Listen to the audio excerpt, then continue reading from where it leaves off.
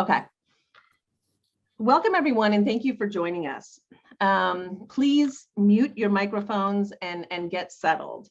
My name is Sydney Van Morgan, and I will be your host for the next hour and a half for what I hope will be an informative and thought-provoking event about the founder of Johns Hopkins University and his Quaker family. Today, May 19th, is Johns Hopkins' 227th birthday, or more accurately, the 227th anniversary of his birth. And what could be a more fitting way to honor Johns Hopkins' legacy than an open discussion on new academic research?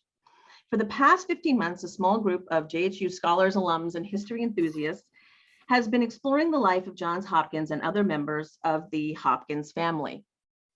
We seek, through our archival materials and primary evidence, to understand the founder, his family, his employees, his businesses, partners, and rivals, and others within the complex world he inhabited, and within a state where the enslavement of human beings was legal and widely practiced for 69 of Johns Hopkins' 78 years. We have titled this event, Johns Hopkins and His Family, Quaker Roots and Confronting Slavery.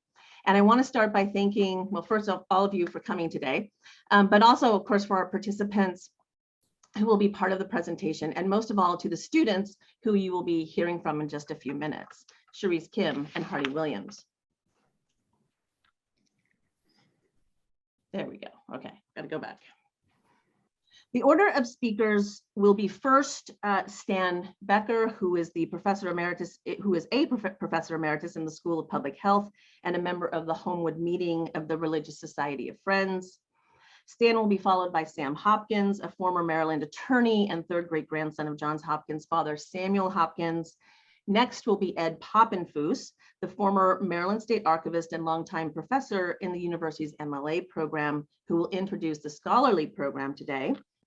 After Ed, I will offer a short history of the Hopkins family as context for our first student presentation by Hardy Williams, who will be followed by Cherise Kim. And finally, Michael Johnson, University Academy professor and professor emeritus of history at JHU, who will offer some comments and questions as our discussant. After that, we'll have Q&A, and we hope we'll have plenty of time for that, so please stick around. So to begin, Johns Hopkins was a Quaker. So we thought it was appropriate to begin with a word about Quakerism from our friend Stan Becker. Stan, over to you. Thank you. The Quaker faith, or religious society of friends, started in 1650s in England with a charismatic person named George Fox. Quakers believe there is that of the spirit or that of God in each person. To get in touch with that spirit, we worship in silence, and there is no church hierarchy, so actions are only taken by consensus. Our testimony of equality meant that we did not take our hat off for the king or nobility, so for that and for other reasons, we were persecuted in England. Thus, Quakers came to North America seeking religious freedom. Quakers' earliest realization that slavery was wrong was at one meeting in Philadelphia area in 1688. We use silence to center ourselves.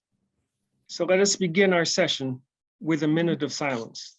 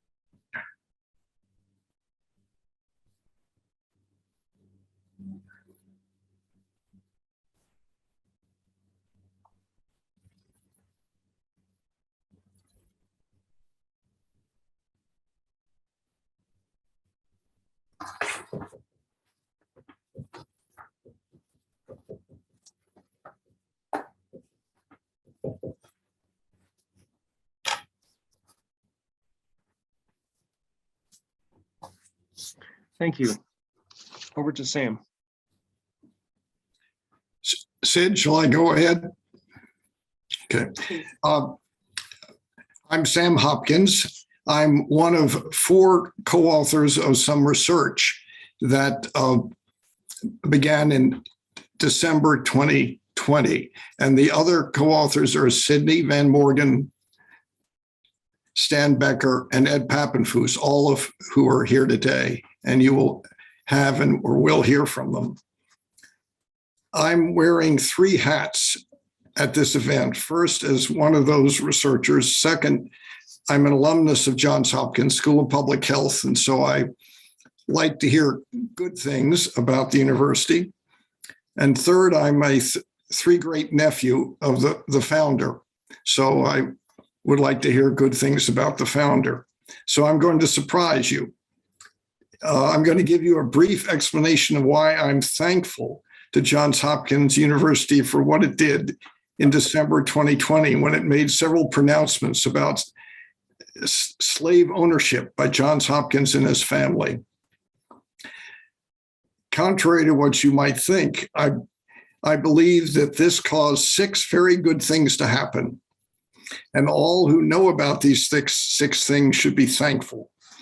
First, Johns Hopkins welcomed others to respond to its pronouncements. This encouraged the 3 scholars that I just named and myself to volunteer substantial time at doing professional quality research using primary sources and report the results to President Daniels only 4 months later.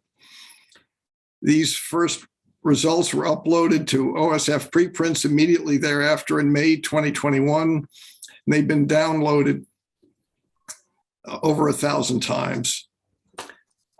Number 2 reason I'm thankful, our speakers have continued their research. So they are well on their way to producing at least large parts of a first professional scholarly biography about Johns Hopkins. People don't realize no such biography has ever until now been written. So already we have research to improve greatly on what is in the only other biography. It was written by grandniece, published in 1929, and depends wholly on oral history and family lore. Third reason I'm grateful. This research has discovered that the truth about Johns Hopkins and his family is not less flattering than what is in that 1929 biography. It is more flattering, especially about his grandfather and father's response to Quaker meeting directives about slaveholding and his own Quaker-inspired efforts to help African Americans both free and enslaved. Fourth, we all need to be better informed and admiring of the great example set by the Quakers in the 18th century and how they sought to end the use of slavery. This just is not well enough known, and this research serves this need. Fifth, this research has revealed that Johns Hopkins may have, at least in non-written communications, said that he intended that equal access for both races should apply to the university as well as the hospital. We have found it in writing only in reference to the hospital. Why is this? Because we discovered in the Sun paper's coverage of speeches at a large African American event in Baltimore in April 1873, 9 months before Johns Hopkins died, we discovered a reference to this. The event celebrated and honored Johns Hopkins for what the speaker said was his uniquely non-racist vision, as well as his philanthropy. One speaker thanked Johns Hopkins, quote, for founding a hospital, orphan asylum, and college, all of which are to be open to colored people upon equal terms with white citizens, end quote. So the 6th reason I'm grateful is that this research leads us to the need to research what happened after Johns Hopkins' death to this progressive vision.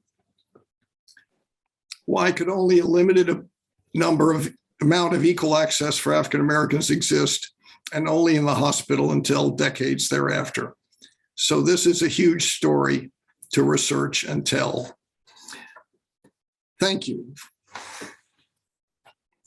All yours, Sydney. Thank you, Sam. Okay, Ed, over to you.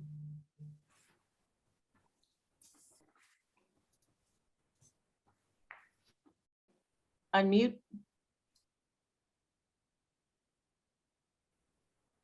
May we have the slide? Great. Hello, everybody. Happy birthday to Johns Hopkins. You know, on May 19th, 1870, one of the largest parades ever held in the United States in support of the birthright citizenship of former slaves and freeborn blacks was held in Baltimore. The day chosen happened also to be the birthday of one of Baltimore's prominent citizens, Johns Hopkins. When someone leaves a sizable fortune to benefit his family and all the people of his community through improved health care, a grand home for 400 Black orphans, and an institution designed to provide the higher education he never attained, there is bound to be interest in who he was, how he made his money, and why he left such a large bequest in the manner he did. The difficulty in attempting to answer these questions is that there is no corpus of personal papers remaining, only fragments here and there. Speculation is rampant as to why this is the case. Perhaps he did not write a lot of letters. Perhaps he didn't keep a journal or a diary like his slightly younger contemporary Quaker, Richard Townsend, who knew the Johns Hopkins family well, or a frequent visitor to Clifton in the late 1860s, Madge Preston. Perhaps his papers were intentionally destroyed to prevent historians from probing his personal foibles or his business practices. A more likely explanation is that when the Great Baltimore Fire of 1904 destroyed the commercial and financial district of the city, where his bank, his offices, and his warehouses were located, any personal papers of his went up in smoke. Whatever the case may be, however, historians are left largely to the public record and often questionable memories of others to reconstruct the life and times of Johns Hopkins, whose birthday today is the 19th of May. When Winston Churchill referred to a riddle wrapped in a mystery inside of enigma, he was referring to the intentions and interests of Russia in 1939, not about the life of a wealthy Baltimore merchant banker. But as Churchill also held out hope of unraveling his mystery, there is yet hope with regard to Johns Hopkins. In the years since Johns Hopkins' death in 1873, only a grandniece has written a book-length remembrance, a silhouette of his life. It is based almost exclusively on the often faulty memories of family and acquaintances, without any effort to seek out details buried in the public record or even to question those memories, with the exception that she does reprint his will. For over a century, the university and most scholars have chosen to accept Johns Hopkins as his grandniece portrays him. Recently, however, at least one scholar has raised the specter of Johns Hopkins owning slaves, particularly in 1850. Another scholar, with the support and suggestions of 3 fellow researchers, has offered a significantly broader interpretation of his life that rules out slave ownership and calls attention to an impressive body of newly discovered evidence about his life. It seems that not only was Johns Hopkins human after all, but he also was not the Simon Legree that some accuse him of being. But who was he? The portrait of him that graces the reprint edition of Helen Tom's Silhouette is a striking painting of a bemused and confident individual said to have been painted by Alfred Jacob Miller. But is it a contemporary image of the Quaker banker? Might it have been commissioned by a later relative? Perhaps in the 1890s? Attempting to sort out the degree to which anyone in Baltimore in the years before the Civil War was complicit in support of the institution of slavery is no easy task, let alone assessing the degree to which a rich merchant banker may have been an advocate for emancipation, immediate or otherwise. Slowly but surely, with the assistance of students and colleagues, one scholar has begun to piece together a fuller understanding of who Johns Hopkins might have been and to explore what may have motivated him to leave his worldly wealth in the manner he did. What influence may his Quaker upbringing have had on his views of slaves and slavery? Did he grow up in a slave-holding family? When he moved to Baltimore in 1813 and lived with his uncle Gerard to learn the grocery business, what influence might his uncle, his cousins, especially Elizabeth, and his brothers have had on his business practices and adherence to Quaker discipline regarding slaves and slavery? How large a role did the withdrawal of the Orthodox Quakers from the Lombard Street meeting and embracing the views on slavery of the Quaker banker from Norwich, Joseph John Gurney, have had on the soon-to-be banker from Baltimore? And then there is the question of what the Black community of Baltimore before and after the Civil War thought of Johns Hopkins. It clearly expressed pleasure and great optimism with the announcement of his plans to provide medical care and an orphanage, all in 1867 before his death. Was indeed the choice of May 19th for the 1870 parade just a coincidence that it was also Johns Hopkins' birthday? When the Johns Hopkins History Seminar was established in the university Johns Hopkins endowed, the charge was to study the past scientifically in an effort to explore how things actually were, wie es eigentlich gewesen ist, devoid of personal bias. To achieve that goal requires a careful examination of all surviving data and thoughtful reflection on meaning before judgment. As far as Johns Hopkins and slavery is concerned, a widely circulated judgment has been made. Yet a careful assessment of the surviving evidence suggests that the judgment is premature at best. Johns Hopkins remains an enigma, but perhaps through continuing to seek the truth, we can come closer to solving the riddle of who he was, what he believed, and why he acted in the way he did to benefit everyone in the city where his fortune was made. Thank you, Sydney. Thank you, Ed. All right. So, and thank you for telling us about the 1870 celebration of the 15th Amendment that occurred on May 19th. To start a little trivia, it turns out that May 19th is a particularly important date in the Hopkins family history. Not only was Johns Hopkins born on May 19th, his mother was born on May 19th in 1774. His closest sibling in age, his sister Eliza, was born on May 19th, 1797. And one of his closest cousins and a brother of Elizabeth Hopkins, who you're going to learn about a little bit later, his cousin Thomas Hopkins was born on May 19th, 1811. So big coincidence. What I want to do in the next couple of minutes is just give you a short history of the Hopkins family as background for the student presentations. What you have here is a simple Hopkins family tree listing only direct male ancestors of our founder, starting with Gerard Hopkins, the first at the top, and concluding with Johns, the founder, at the bottom. Johns Hopkins had no children, so there are no further descendants in this line. The Hopkins family was among the very first families to settle in the province of Maryland. Johns Hopkins was the fifth generation of descendants of Gerard Hopkins I, who was born in England or Wales, arrived in the colony or province of Maryland around 1650, and he was not a Quaker, but his son became one. This map here, I'll just say a couple things about. The Hopkins family, and a lot of our work is centered on, Anne Arundel County. The blue star is where the family initially settled in the county, and the red star is where a lot of the manumissions you're going to hear about later happened. This, by the way, is a map of Anne Arundel County laying on its side. So north is on the left and south is on the right. And to get to where Johns Hopkins was born and where prior to that his family settled in Maryland, you go straight south from Baltimore.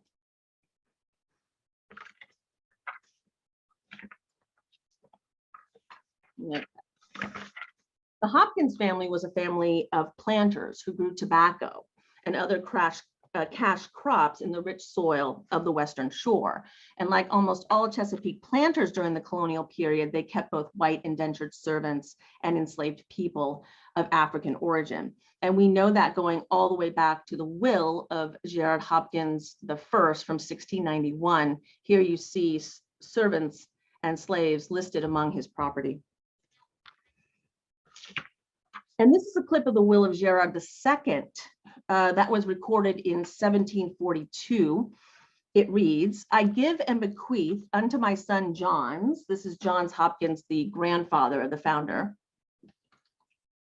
"one young Negro man called Crocus, and one young Negro boy called Phoenix.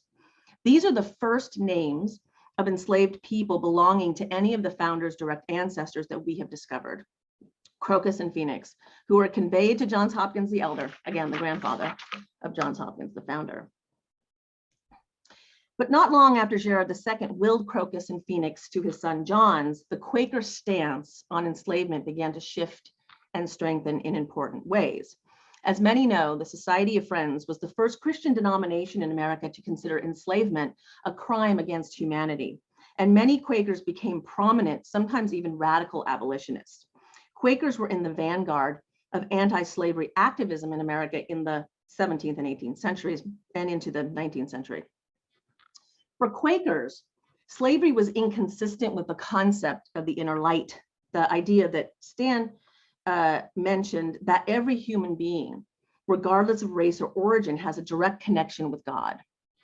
Second, Quakers rejected slavery because it was born of violence, that is, of the forced kidnapping and transportation of people from Africa under circumstances that often exploited and sometimes even fomented warfare. This was a direct violation of the religion's peace testimony. And third, slaveholding was ostentatious. Quakers were taught to be meek, to dress plainly, to avoid outward signs of wealth.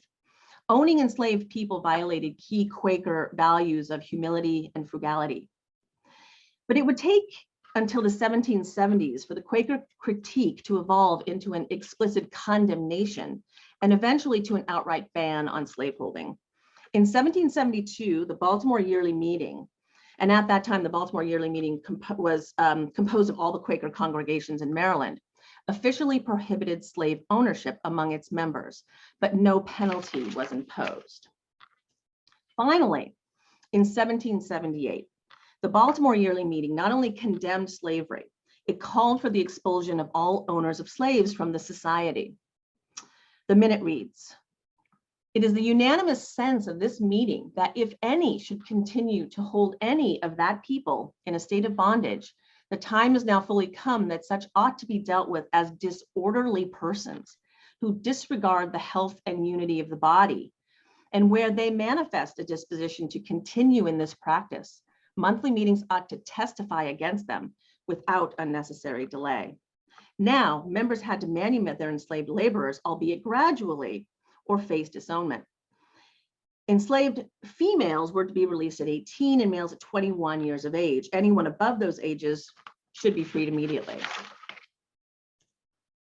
In response to the 1778 ruling, Johns Hopkins the Elder filed a deed of manumission with the Anne Arundel County Court, releasing almost all of the family's enslaved workforce. There were certain restrictions on ages in terms of, in the state of Maryland, in terms of who could be manumitted. In the deed, he declared 9 people, each and every one of them absolutely free. 33 others would remain enslaved until they reached the age of 21 for women and 25 for men. So a little different than what the Quakers recommended. These terms meant that some enslaved people would remain at White's Hall in Anne Arundel County for almost another quarter century. But by 1800, all enslaved people had been freed, some remaining at the plantation to work for wages, and some leaving either to work at other farms or to find employment in Baltimore. It's important to note that neither John's nor any of his siblings ever inherited enslaved people from their parents. Now, this is just before I hand it over to Hardy Williams for his presentation, this is a family tree, a partial family tree that shows how difficult it was for Quaker families to deal with this requirement to manumit their slaves. Quaker families, this was a time in which Quaker families were really torn apart by this requirement, some of them choosing to comply, as Johns Hopkins the Elder did, and some choosing not to comply. Johns Hopkins the Elder had a brother, Gerard Hopkins III, who had a son, Gerard Hopkins IV. And we're going to talk a little bit about how that branch of the family continued to enslave Africans. The Johns Hopkins branch of the family, things turned out differently.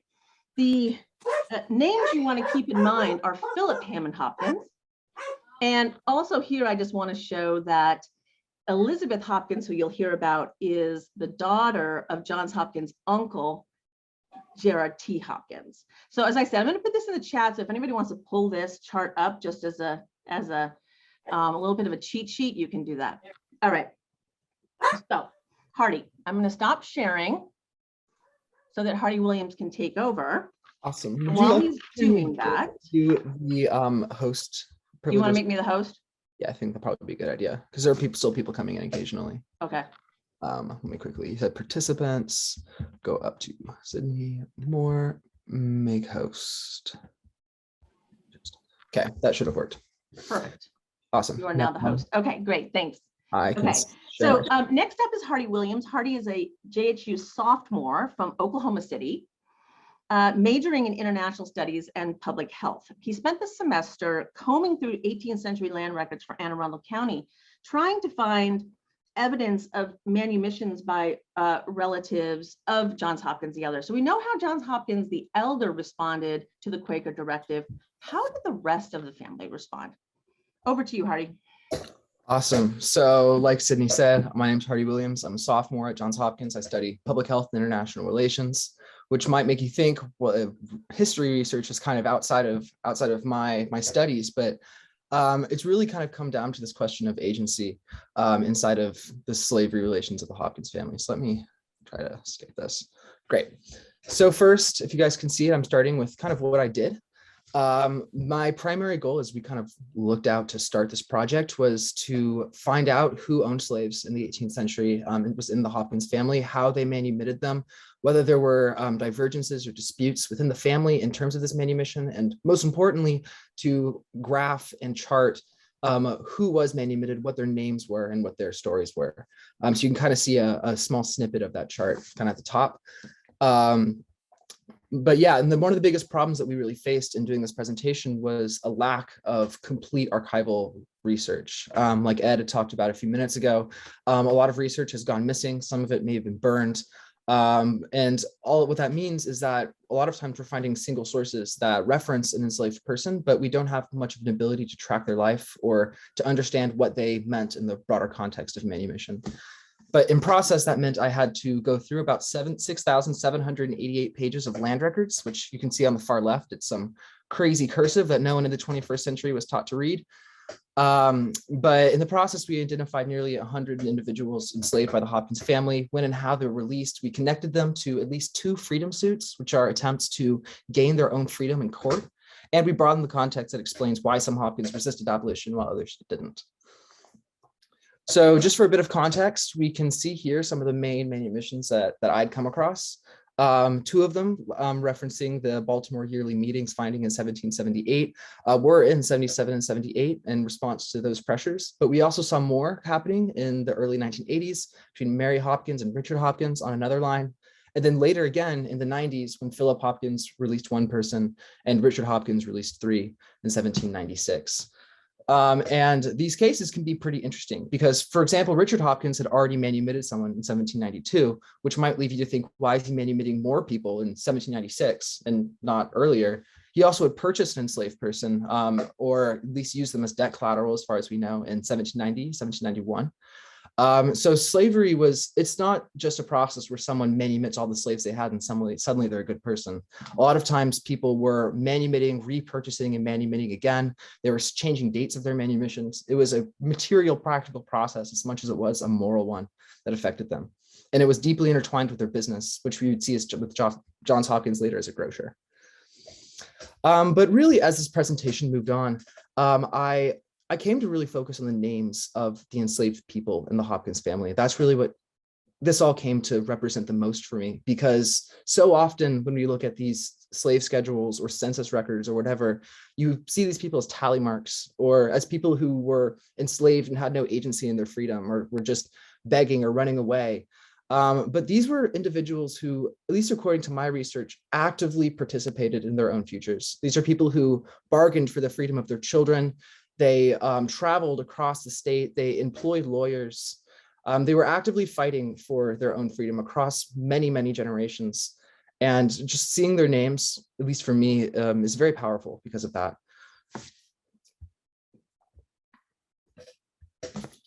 One of the big things that we came across in our research were firsthand accounts. What you guys might know about Quakers is that they are very discussion-based. And in line with that, as these decisions were coming down in the late 70s about slavery and manumission, a number of expeditionary forces of basically Quakers would go door knocking around the neighborhoods in the county and go talk to different Quaker families, and not only just discuss their grievances with manumission in the first place, but kind of sit around and have really holistic conversations about what slavery looks like in the Quaker faith. And oftentimes these people would convince enslavers to manumit their enslaved possessions. So for example, we see Margaret Cook, who had come multiple times to the Hopkins household. And according to what she said in her diary, she was present for Richard Hopkins' manumission of 9 people in 1782, which was incredibly important. But also you might notice a quote where she had gone to Johns Hopkins right after. And as she walked up and down, the quote, "Little black children came around me and I looked at them with the belief that they would not always be slaves." And what is interesting about this passage is that it came out in 1788-89, right after Johns Hopkins had manumitted his enslaved people. Isaac Jackson made a very similar account a few years earlier, talking about some of the grievances that Hopkins has had with manumitting enslaved people. And together through these, we can kind of see that these were not decisions that were privately made within the Hopkins family, but were subject to intense discussions as a part of the whole community. And oftentimes you might notice in these quotes too, that the enslaved people were part of these conversations as well. And were sitting down and in these same prayer circles that were deciding their fates. Just a quick note too, the 1790 census I thought was important to throw in because so much of this research was started by census findings. And you can kind of see here how difficult that can be to gain a lot of strong information off of. The handwriting's nearly impossible to go across. We don't really know what categories mean fully. But what we can do is kind of verify a lot of these records that we've been finding. If we find, for example, that Johns Hopkins elder was supposed to release all of his enslaved people by 1800, we can see with records like this how many he maybe had released by 1790. And we also can see which people were more likely to have free Black people living on their residences, which is also very important because those people are often miscounted. Let's see, go to the next one here. Oh, back. Great. So some of the other finds that we found were important were over 30 purchases of land, also sales of land, awards and agreements and disputes between 1773 and 1799.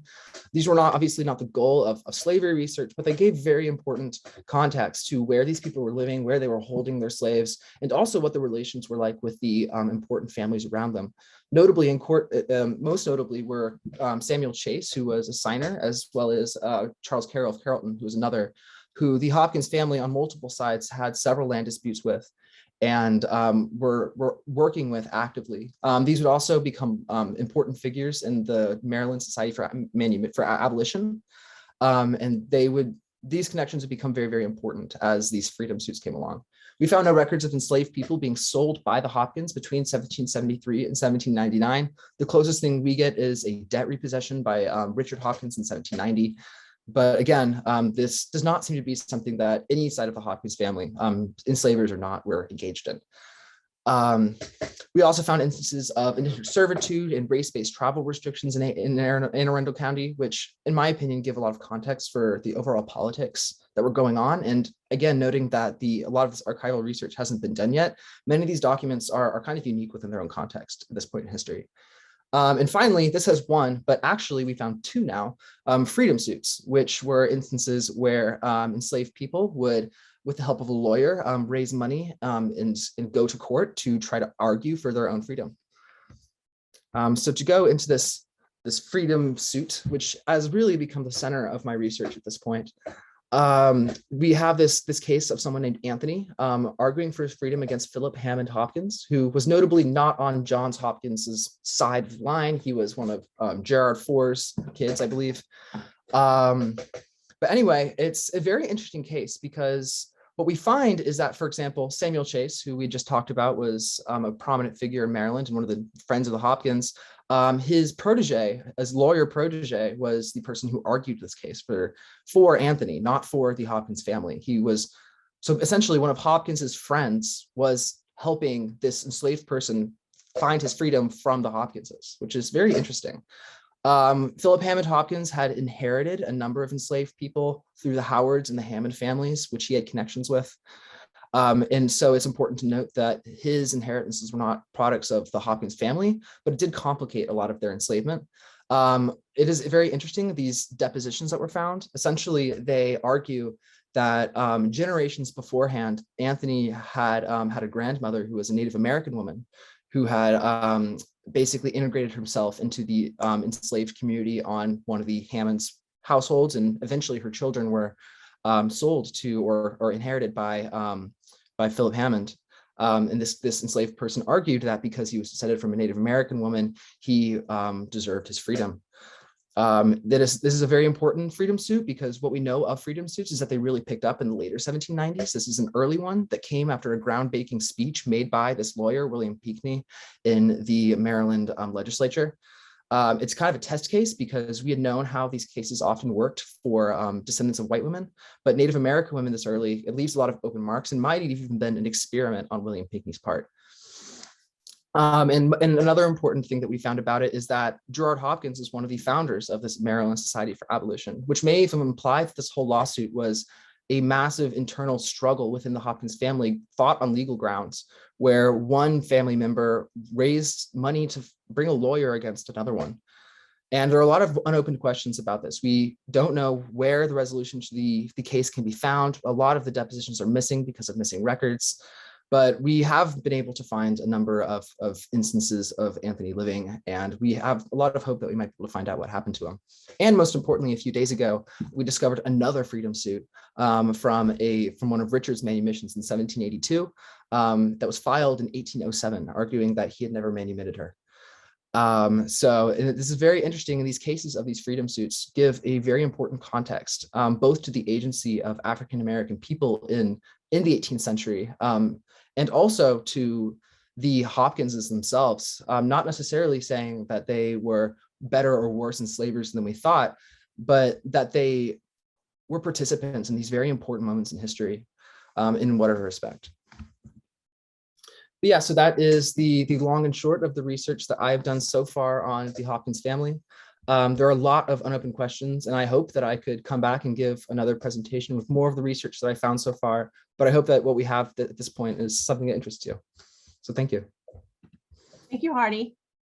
I want to mention before we move on to Cherise Kim that the freedom suit that Hardy discovered as part of this research is a previously unknown freedom suit. We checked with experts in this topic, and no one has seen this suit before. So we're really excited to continue to research that and see what was going on there. So good work, Hardy.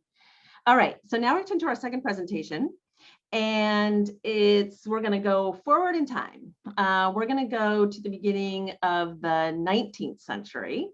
And at this point, Johns Hopkins, who was born in 1795 in Anne Arundel County, where that red star was, has moved to Baltimore.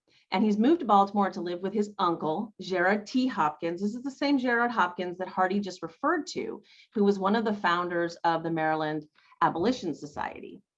And he has a very interesting experience in Gerard T. Hopkins' home, including meeting and falling in love perhaps with his cousin Elizabeth. So I'm gonna ask Cherise to share your screen. And while you are doing that, Cherise, I'm going to tell the audience that you are also a JHU sophomore. You're from Atlanta, majoring in international studies and political science and minoring in East Asian studies. So take it away. Thank you so much for the introduction, Dr. Van Morgan. Hi, everyone. Like Dr. Van Morgan said, I am Cherise. I am studying IS and poli-sci at Hopkins, and I'm really excited to be telling you guys a little bit about the life of Elizabeth Hopkins today. So here's my presentation. It's entitled 1 Hour with Thee, and we will see what that's in reference to in just a second. So just to start off, I'm going to do some quick introductions of Gerard and Elizabeth and their whole sort of side of the family. So Gerard T. Hopkins, this is not a likeness of him. This is just sort of, an idea of what a Quaker man might have looked like at this point in time. But like Dr. Van Morgan. And like Hardy said, he was the uncle of Johns Hopkins. He sort of gave Johns his start in business. When he was 17, he moved to Baltimore to work in the like counting room of the grocery business that Gerard had. And it was here that he sort of began his career in Baltimore, fell in love with Elizabeth, and sort of became really in contact with this side of the family. He was a prominent leader of the Baltimore Quakers and the Quaker community, and because of this was also a very prominent voice in the abolitionist movement. So a little bit more about that. So in regards to Gerard and abolition, so Quakers were known for their anti-slavery advocacy. And like I said, Gerard was an extremely prominent leader in this movement. He wrote a series of essays condemning slavery and advocating for abolition. He was a founder of the American Colonization Society, which worked against slavery. He maintained correspondence with Thomas Jefferson, who was the president at the time, about putting abolition on the radar, not just within Maryland or within Baltimore, but also nationally. And so we can see that this was a cause to which he really dedicated a lot of his life. However, because this is the reason that we're all here today, they have a very complicated legacy, this family, with slavery. And so records have indicated that Gerard had, it was either 2 or 3, it's not super clear because the record keeping about enslaved laborers was not super thorough during this time, but that he held enslaved laborers under his possession because they were given to him by his father when his father passed away.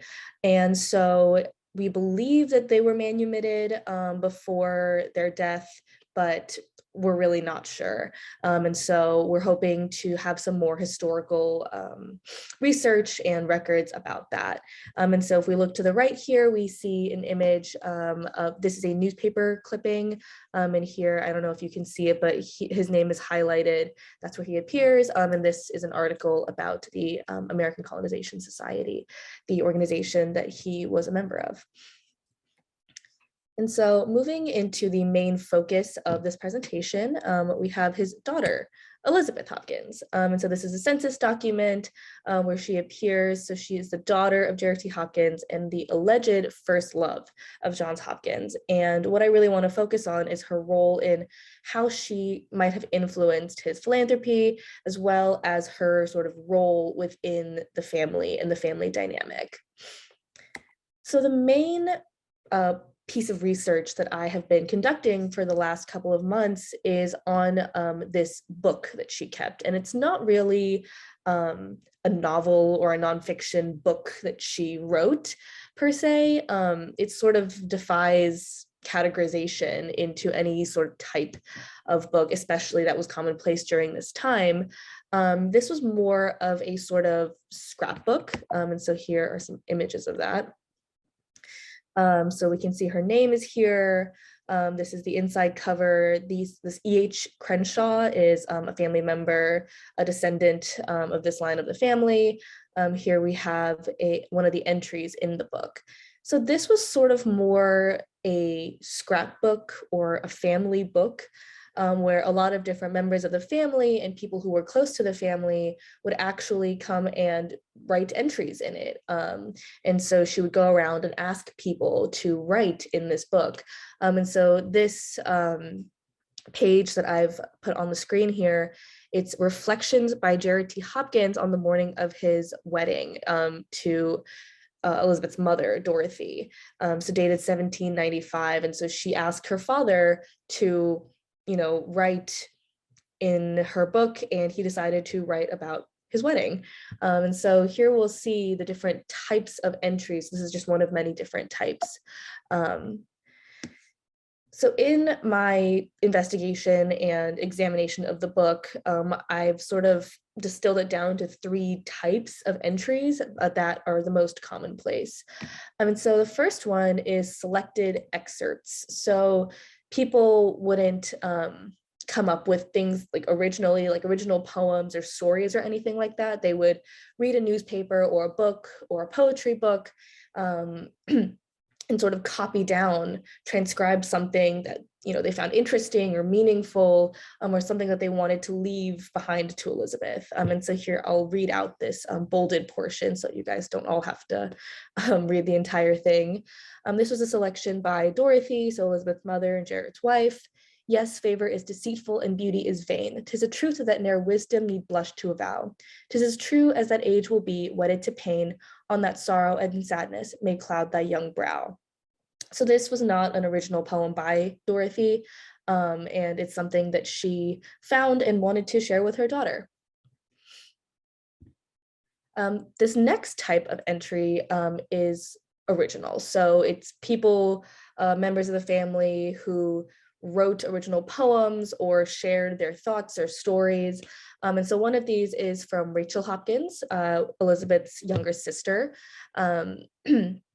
And it's a poem that she wrote. So I'll read out this bolded part. The sun of earthly love may rise and shed its golden ray, but from the youth deluded eyes that sun shall fade away. So maybe she was practicing her poetry writing, maybe she thought of something and wanted to share it with her sister. Either way, we can see, she was asked to write something or wanted to, and so decided to write a little poem of her own. And then one particularly interesting part of this book that we saw was entries that we believe to be written by Johns Hopkins. And so these are the two.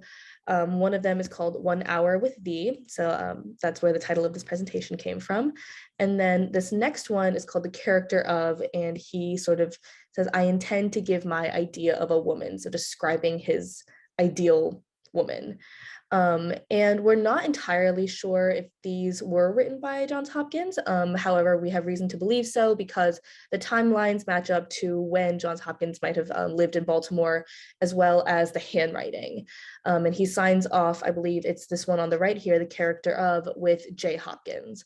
And there aren't a lot of other J. Hopkins that sort of align with who might have been in Elizabeth's life during this time period.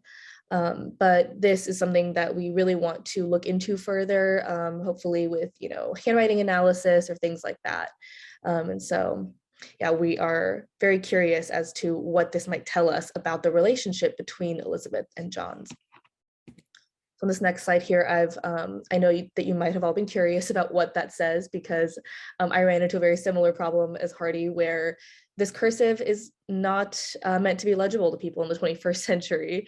So I'll read out this bolded portion up here that we believe to have been written by Johns. So 1 hour with thee, when summer sunset closes and day's last blushes gild the quiet grove. 1 hour with thee to watch the shutting roses and whisper in thine ear soft tales of love. All the fond heart has treasured through the day as evening's dewy close for faithful lips to say. So this would be a poem possibly that he wrote, and we don't know if this would be in a romantic context or if it's just something that he felt like writing for whatever reason. Yeah, we believe that this might tell us something about their relationship. And then the third and last type of entry is drawing. So some people would actually sketch or draw in the book. We don't know who drew this or who this is of. We don't know the subjects of this drawing. We believe it might be Elizabeth, this woman here, because some of the features sort of match up to physical descriptions of her that people have written out or that are in records. But that's just sort of conjecturing. We really are unsure because there are no descriptions or anything on this page. So what can we learn or take away from this book? So we're hoping to learn more about, the Hopkins family and different family members who aren't typically covered in histories of the family, and especially sort of the dynamics between them, what their relationships might have been like. And in that same vein, we really are curious about the relationship between Elizabeth and Johns. And so, we don't know if they maintain, written correspondence because they live pretty close by. They wouldn't have to necessarily. And so in terms of writing that Johns and Elizabeth shared, this is one of the best examples that we have. And then more broadly, we want to understand what the diaristic or memory keeping traditions of this time period, the early 1800s, and more specifically the 1830s, might have been like. Like I mentioned earlier, this book sort of defies conventional categorizations of diaries or books or anything like that during this time period. We don't really know what to call it because of that. It's not really a Dear Diary type of thing where she journals about her everyday life or her feelings. She doesn't really write in this at all. It's not really a what would be called a commonplace book, something that students would use often. Young people would transcribe pieces of literature or textbooks or poems into a notebook so that they could keep them and memorize them or study them. It's not really one of those. It's not really a what's called a friendship book. So in the same way that students nowadays have their friends sign their yearbooks, a lot of people, especially young women during this time, would have friendship books where they took their Bibles or notebooks and had their friends write memos in them. It's not really any of those things. And so we're really curious to see, is this a common type of, diaristic or memory keeping tradition, or is this just something that she did all on her own, and that she created this book just to keep memories of the family? And yeah, so reaching the end of this presentation, Elizabeth Hopkins, her life and her legacy are sort of best memorialized in her charitable works. And so, later on in her life, she never married, and she was said to have taken after her father in sort of her Quaker disposition, very sort of serious and dedicated to her work. She was on the board of several organizations, one of which was an orphanage for African-American children, and I believe was also involved in an institution, an educational institution, which later became Coppin State University, a historically Black college in Maryland. And Johns Hopkins actually donated to many of these institutions that she was involved in. And so because of this, and because of the close relationship we know they shared, we have really good reason to believe that she was heavily involved in his philanthropy, and in advising him on where to donate. And in particular, the causes that Quakers, and particularly Elizabeth's side of the family, was passionate about, which was abolition and advancement for the rights of Black people in Baltimore. And so we're really curious to see, if there are any more records, if any official record exists of how she might have influenced him. But we think that this book, as well as other sort of investigations into her life, might tell us a lot about how and why she influenced Johns Hopkins's philanthropic decision-making. And, I also added this point here because I found that in my research that there are a lot of misconceptions about her relationship that she shared with Johns Hopkins. Because, it's often said in a lot of these historical accounts that, of course they fell in love, but she was very young when he came to Baltimore. But, Quakers were known for marrying quite late in life. The men would marry at around the age of 40, I believe. And so, we have good reason to believe that their relationship did not develop until much, much later, around the 1830s and 1840s. However, it's also said that they didn't end up getting married because of her father, because of Gerard, and because he forbade it. But we have accounts that say otherwise, that she actually made that declaration. She promised her father, and she sort of swore never to marry because she wanted to dedicate herself to the causes that she was passionate about, and to the Quaker faith. And so, I believe that, after concluding all this research or after conducting all of it, that she had a lot more agency in her endeavors, her, professional work, as well as in her personal and romantic life, than a lot of historians really want to give her credit for. And so, I'm hoping that's something we can discover a bit more as the research goes forward. And so to the right here, we have a couple images. Here's her headstone, as well as her obituary. So yeah, it says here, a cousin and intimate friend of the late Johns Hopkins, survived by her family members, Rachel Hopkins and Gerard Hopkins, her younger brother. Yeah, so what's next in terms of research? We are really hoping that focusing on Elizabeth and the other women in the family specifically can help us to understand the roles of women in business and philanthropy. So, like I mentioned, so her impact on his philanthropy, as well as other women's impact on philanthropic decisions, and the Hopkins family's role and legacy in the city of Baltimore, and specifically the institution of slavery. And to do so, we want to continue to transcribe and examine Elizabeth Hopkins's book. I'm hoping to complete a full transcription, and we want to distribute that on OSF. We're also going to continue consulting with archival primary sources, ones that are stored in the library on the Homewood campus, as well as the Maryland Historical Society. We want to cross-examine these with the existing historical accounts to try and really craft the most accurate narrative possible. And then we're also working on biographies of family members to be published on Wikipedia. So family members like Gerard and Elizabeth, we want to have biographies about those people be published on Wikipedia and other places on the internet. So yeah. If there are any questions, I don't know if we have time for that, but. Well, I think what we'll do now is we'll turn it over to Professor Johnson, and then we'll do broader Q&A.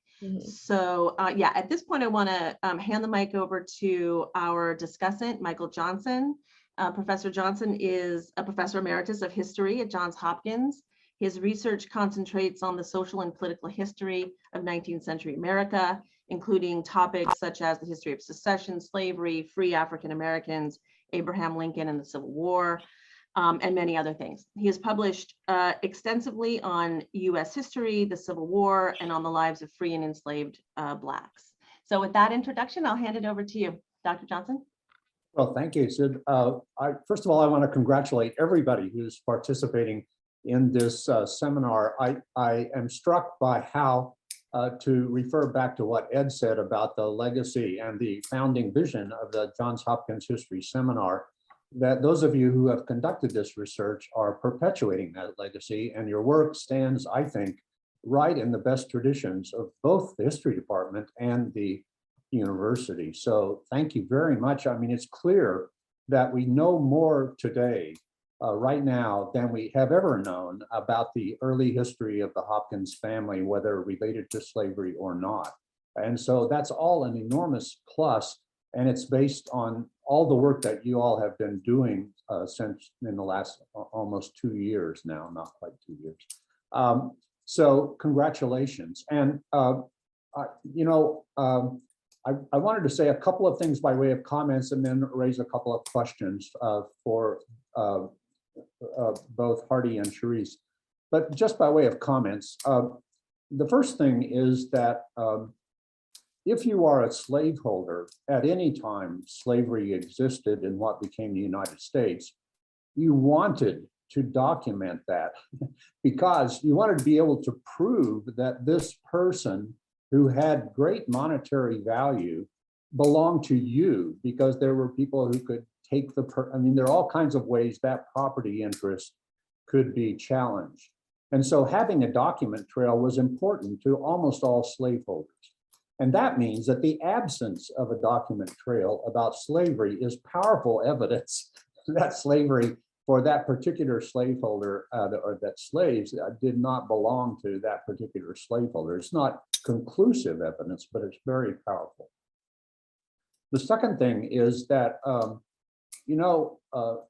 public records are extremely important, and that's what all of you have been looking at, really. And it reminded me of this little quip that Mark Twain mentioned at one point late in his life. And it relates, I suppose, in some ways to the early memoir of the Hopkins relative. And that is, Twain said, when I was younger, I could remember anything, whether it happened or not. But when I became older, I could only remember the things that never happened. And so public records are a really good way to get around this problem that Twain highlighted, namely it's the problem of oral history. Public records may themselves be misleading, but they are tied to a specific moment in time by the recording of that record. So we know at that time something was recorded, and then we can interrogate what that something was, but at least we know the time is not related to remembering things that didn't happen. I think I wanted to applaud all the work in the public records, and as several of you mentioned, the public records are incomplete. So it doesn't mean that public records solve everything, but they raise new questions. And you have already begun to explore those questions. The third thing I want to say by way of comment has to do with the timing of the manumissions that Hardy has mentioned and that have been studied by the others of you in the Johns Hopkins History Project. Not only is the timing related, I think, to the anti-slavery of the Quakers, but it's also related to the American Revolution. And so something could be done with that timing, I think, and the Quakers and the post-revolutionary manumissions, which existed not just in Maryland and the Hopkins family, but elsewhere. And that timing is also related to a broader cultural trend that some historians have written about, and that is the kind of rise in the 18th century of what we might think of as humanitarianism, or what abolitionists referred to as the conscience, even of slaveholders. So abolitionists try for a long time in the 19th century to, as they say, appeal to the conscience of slaveholders. And it works a little, but for the most part, it doesn't work. And that's something that comes up, I think, even in Maryland, which we know had a lot of free blacks, and by the 19th century, as the 19th century moved on, more and more manumissions occurred. But that's the context, I think, for the manumissions that I wanted to raise with a question or two to Hardy. First of all, a shout out to Hardy because I'm from Oklahoma too. So we're both Okies. But one thing is that while there was a rise in manumission in the late 18th and early 19th century, manumission was still quite rare. My best estimate, and it's a rough estimate, but my best estimate is that only roughly 1 out of 1,000 slaveholders manumitted their slaves. So something is quite unusual about the people who did manumit. And one of the things that restrained manumission, I think, and it's been talked about before, but it relates to the work that both Charisse and Hardy have done, and that is that slavery is so deeply intertwined with family relationships that in many families of slaveholders, some people in the family didn't want to manumit. They opposed manumission, and for many reasons, but one of them was they felt they were being robbed. They felt that their inheritance, the future inheritance, was being squandered. And so manumission, while we tend to see it as a humanitarian and egalitarian action, was also a disinheritance for many family members. And so it raises the question of, in the Hopkins family, do we find evidence of people who opposed manumission, and what kind of evidence is that? So there's this wave of manumission that Hardy showed with the people, the various members manumitting. And I just wondered if there are other members of the family who, for whatever reason, including perhaps family reasons, refuse to participate in that practice. Yeah. The second question I wanted to raise for Hardy, and I'll do Hardy and Teresa, and then they can respond, but has to do with the names. And I may be wrong, but it seemed that some of the prominent names were also names of Hopkins family members. And so I wondered if it's possible to chart or do something with that. The other thing that I noticed about the family names was that they were all basically English family names. There didn't seem to be, there's a Francis, but not a Francois, for example, or so on. And it made me wonder, and I assume it's true, but I don't know if it's possible to show it. It made me wonder if the people that are on those family names are people who have been born in North America rather than born in Africa. So one of the things that, in a sense, reduces the seeming horror of slavery for many slaveholders and many people who aren't slaveholders is that the African slave trade is closed pretty much. I mean, there's a brief window of opportunity in the early 19th century, but it's closed after 1807. So these people who are being held and then manumitted by the Hopkins family seem to be, I mean, just by name, judging by names only, seem to be people who have been born into slavery rather than personally enslaved in Africa and brought to the shores of Maryland at some point. So I just wondered if something more could be teased out about the relation between the names in the Hopkins family and the sort of origins of the birth origins of those people. For Charisse, I thought this book is really fascinating. I wonder if you could say kind of where you found it, and it's been lurking somewhere all these years, and I don't know what's been done with it in the past. But one of the things that struck me as you revealed those passages is how little reference. I mean, I think there's a reference to heaven in the entry that you mentioned might be done by Johns Hopkins, but she doesn't seem to say much about anybody's God.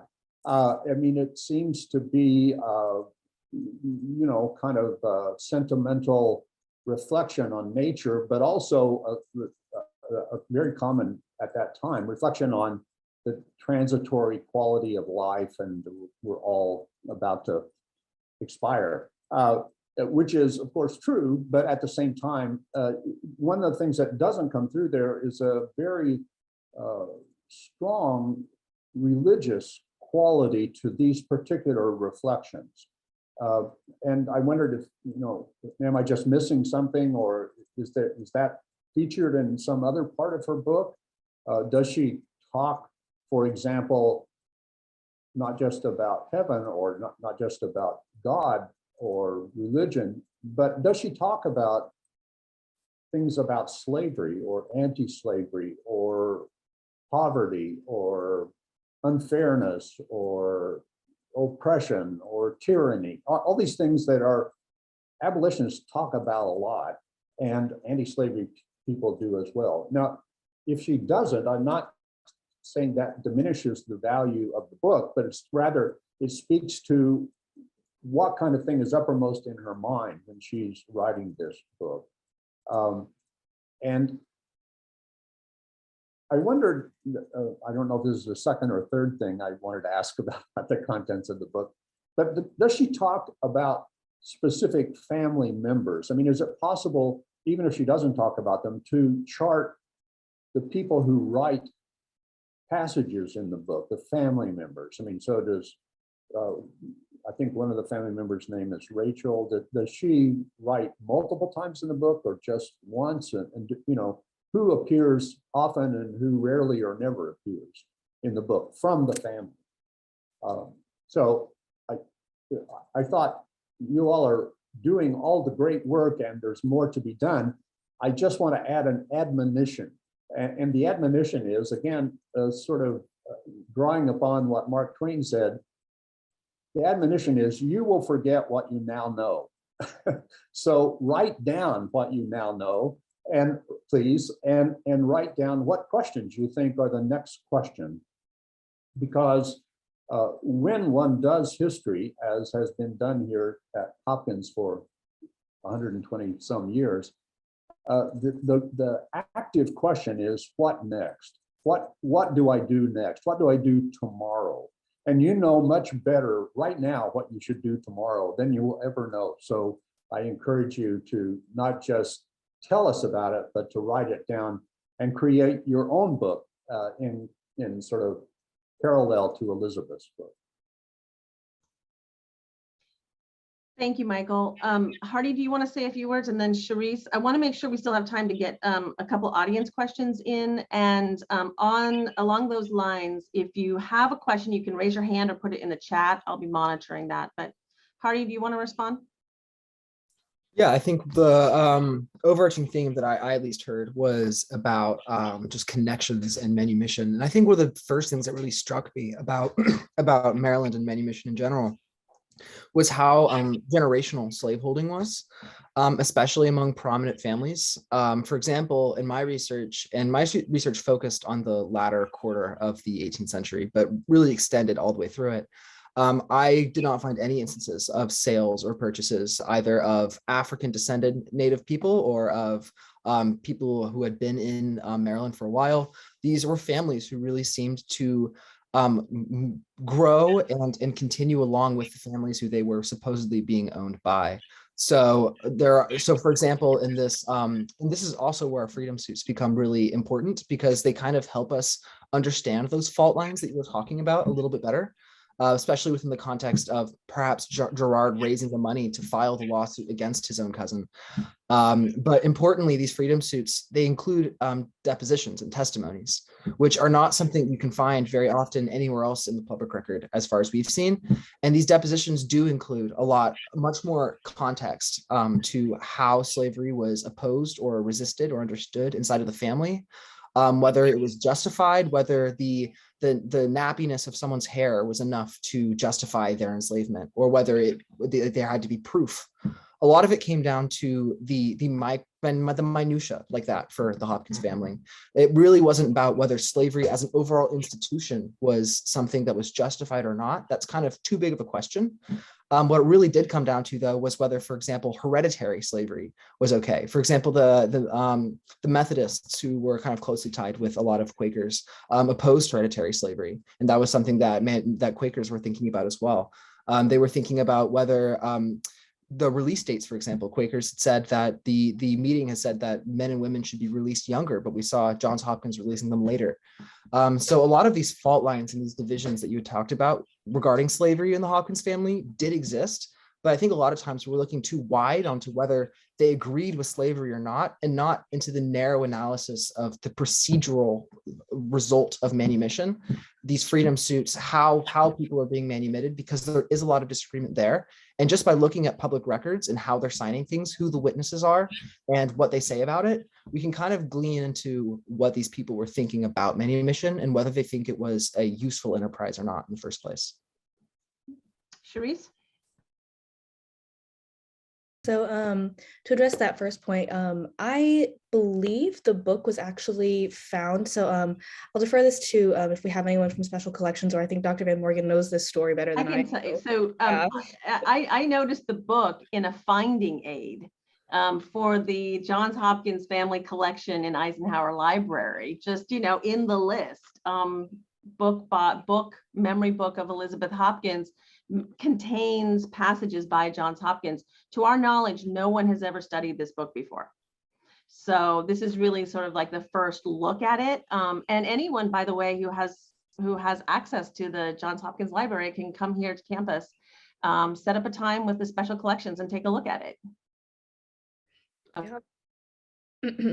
Yeah, to address some of those other points, the book, I mean, a lot of the entries do make reference to God or to faith or to religion. I think Gerard T. Hopkins, her father, he makes many appearances throughout the book, as well as her mother, Rachel, her sister, and other siblings, because I believe they had 8 children. So a lot of siblings in the house.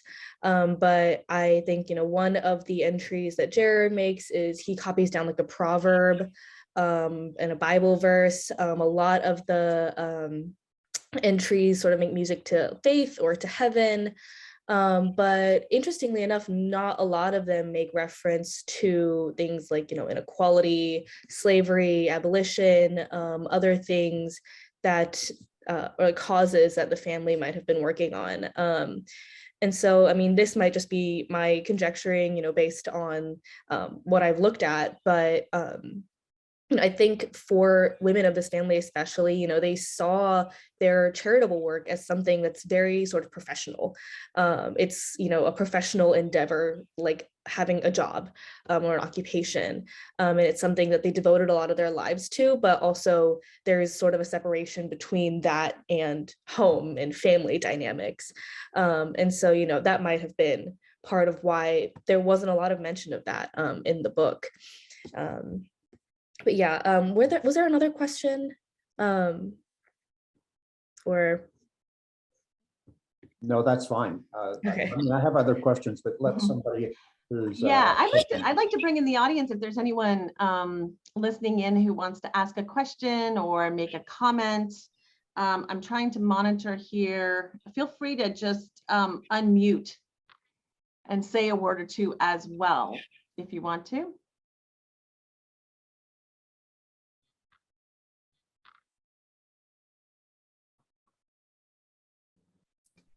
Sid, can I say something?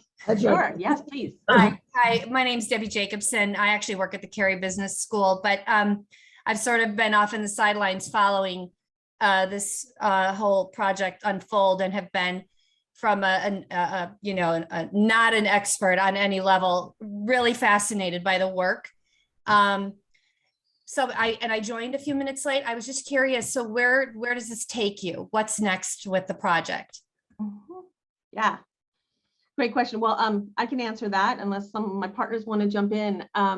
We have a number of different areas that we're looking into. Obviously the work that Hardy's been doing on the Manumissions and these land records, and trying to put that into a kind of database that hopefully would be useful for other researchers.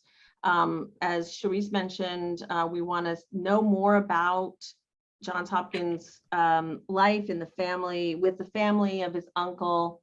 And we're also doing lots of other things. We're looking at other Johns Hopkins later in life. We have worked a lot on his life and activities at the Clifton mansion once he moves there in the 1840s. There's a whole number of different sort of strands that we're following. So, and in a minute, I'll tell you about our OSF page and how, if anyone in the audience is interested in joining our efforts, you are very welcome to do that. Pamela Young has a question. Yes, I see. Pamela? Yeah, I think this is wonderful work that both students have done, and I really related to, especially to Charisse's story about the book and about the way women record and take note of their context and their surroundings. I had the opportunity to research another Quaker group. These were women suffragists in the late 19th, early 20th century in Sandy Spring, which is a Quaker community, had the largest free Black population, and also had slaveholding there. And what I had access to was the scrapbook of one of those women. And what was so interesting about it was that, to answer Dr. Johnson, I guess it was, thing about context, or what did this reflect about the women. In this case, she had a lot of things about her activism, her suffrage activism, a lot of things about her family and the property that they lived on, a farm. Her husband was a dairyman. And she also was a writer, as was Elizabeth, so that many of her own prose and poems. But the other thing that she had that was so striking to the museum where these are held at the Sandy Spring Museum, that's trying to be a museum of conscience, just like Johns Hopkins University is trying to be a university of conscience in this day and age, was that she had clippings from newspapers that were either stories about old Black Joe, or cartoons which were clearly cartoons that we would say today, and from our 21st century perspective, were racist. So the question was, where was Mary Bentley Thomas's belief in equality? Why did the suffrage club that she was a leader of not invite some of the African American people from Sandy Spring to join their club? And or on the other hand, was she just a characteristic person of that time in our history? And I think that these kinds of things, diaries and scrapbooks, are wonderful primary source material. Mhm. Yeah, I don't know, Stan, do you want to say anything to that question? Yeah, a lot of Quakers did keep diaries and journals anyway. And yeah, so it's quite a source, as you suggest, Pamela. Thank you. Yeah. We've seen a little bit of what you suggested in some of the family documents that have been handed down. You know, the terminology was different, and how that relates to their feelings about different groups and their relationships is something that we're trying to explore. And there's been some really good work done on the Quakers and their relationships with African Americans, their involvement or lack of involvement in the church, that we're also consulting as well. So thank you for the questions on the comments. So yeah. Anyone else? Could I just mention something? Mhm. It's sort of a parallel to the depositions that Hardy was talking about in the Freedom Suit and other public records. But if somebody has time, the Maryland Colonization Society papers are absolutely fantastic. And so there's a lot of organizational stuff in there, which I assume you probably are not going to be interested in. But they include letters from individuals asking about colonization and exploring the possibilities. And so they're a kind of personal statement by some free Black person seeking out more information. And often the letters will say why they are thinking about immigration to Liberia. So it's a great source that for the most part has not been fully used for the kinds of reasons that are similar to those that you all are investigating. I just wanted to quickly jump in because there's been a few questions in the comments, but I was going to throw this to Sydney because I feel like it's good for you. But Raya McInnes wanted to know why Johns Hopkins isn't buried at the Johns Hopkins burial ground, and Jody Walter wanted to know why what is known of enslaved people during the Hopkins era at Clifton Mansion, and those are both things I think you've really looked into. So quick answers. Ed also knows a lot about this. So many of the members of the Gerard T. Hopkins family are buried at, as Ray well knows, are buried at the Friends Burial Ground on Harford Road. Hopkins, some of his siblings are buried in Greenmount Cemetery, which is where a lot of Quakers were buried there, as well as in the Quaker burial grounds. Interestingly, if you go there to visit the grave sites, they are very simple slabs. I mean, Johns Hopkins had a very simple, very simple slabs, a very Quaker and very Quaker type of ornamentation. And it's said in his obituaries that his funeral was conducted according to the rites of the Society of Friends. And one very well-known Quaker member of the family, Elisha Tyson, was buried in the Harford Road burial ground, but then they moved him. He was too prominent, I guess. So they moved him from the burial ground to Green Mountain. That's where he now is, with a lot of other members of the Hopkins family. There was another question about enslaved people during the Hopkins era at Clifton Mansion. For that, I'm going to have to refer you to our other sources that I'm going to talk about in a minute. Does anybody have anything else? Oh, Sue, I see Sue has a question. Hi there. Hi, Sue. I think if you talk about other sources, you may cover this. First, I want to say thank you for the new research. This was just a wonderful presentation, and I wonder if we have to wait until next year at the next birthday, or will you have some more of these visual presentations that tell us more about Hopkins' time and going down to to the present of Johns Hopkins. Yeah, I hope so. I hope that we will. We don't have anything planned per se. We are hoping to do an event at the birthplace of Johns Hopkins in Anne Arundel County at White's Hall in the summer in July. So if you got the information about this event, you'll get the information about that event. So, but that's still in the planning stages. So we hope to continue to do things like this. We also hope that this becomes an annual tradition. I know that there had been events on Johns Hopkins' birthday in previous years, and then that stopped because of COVID. So we're hoping that this starts a new tradition of celebrating him in this way on May 19th.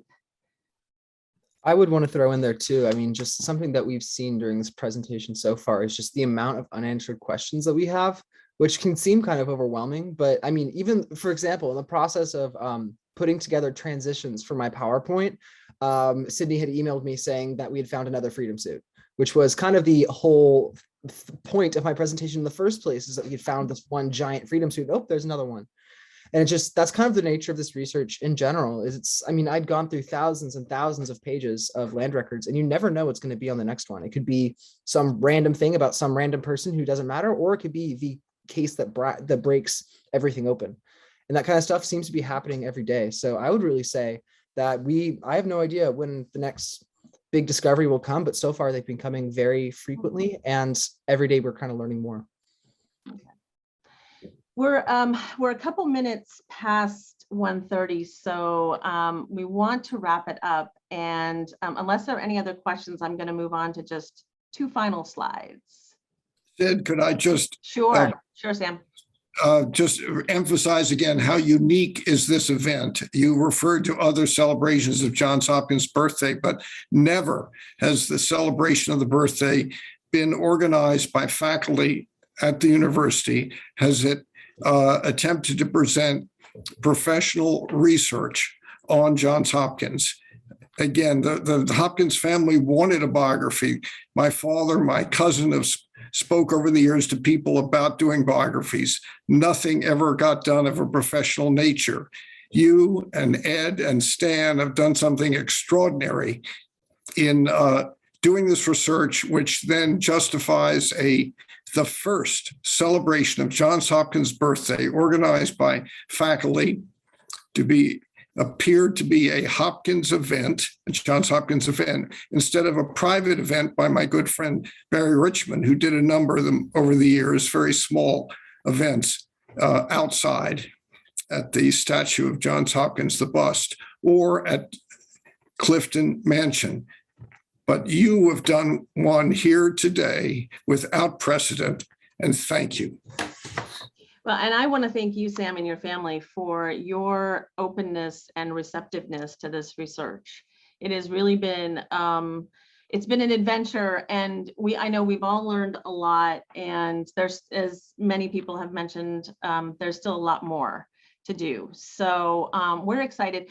Before we close, along those lines, I wanted to mention that we post a lot of our work actually on several sites. Ed Poppinfoos has a blog. I have another blog. There is a site where you can find a lot of the Quaker records. All of this is also listed on our Open Science Framework page called the Johns Hopkins History Project. And this is an open source site. You can find a lot of the documents that we work with here. In fact, the clip on the right-hand corner is of the Manumission documents that Hardy referred to. So you can find all of the Manumission documents there. If you want to look at them yourself, read them, they're fascinating, you can find them. And we will continue to post things on this site, so check back. Now finally, oh, and also I wanted to mention, if you are interested in being part of this research and joining our group, or you just want to get together and chat, send me an email, sydney@jhu.edu.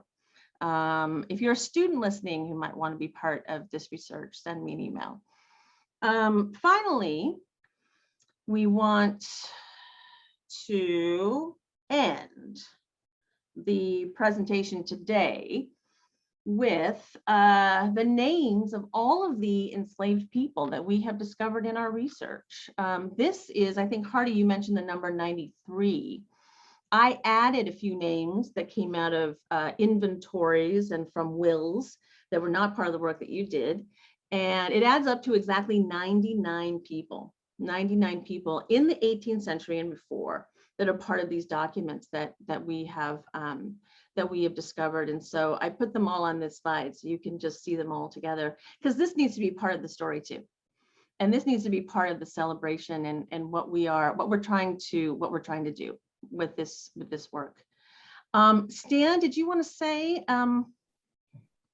anything here? Okay. Yes, we'll maybe close with a minute of silence and see you all next time.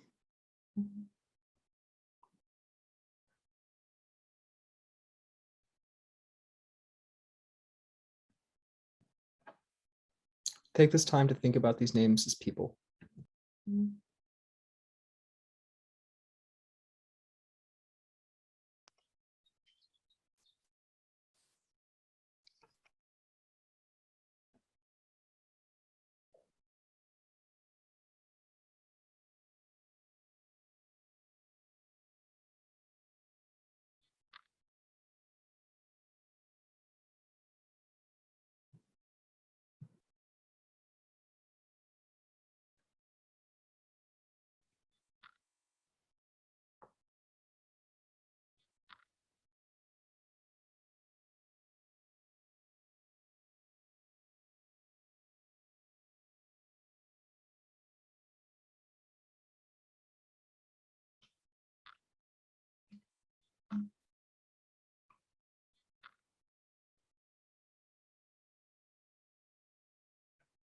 Okay.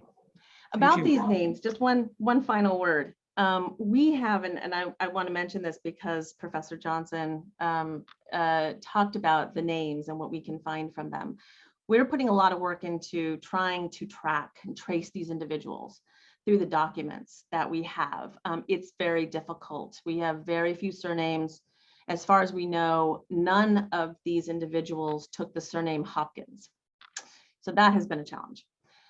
But we're trying really hard. And we do have little dribs and drabs here and there, but that's going to be a big part of our future research, is going to be trying to find out more, about these people who are so much a part of the Hopkins story, right from the very beginning.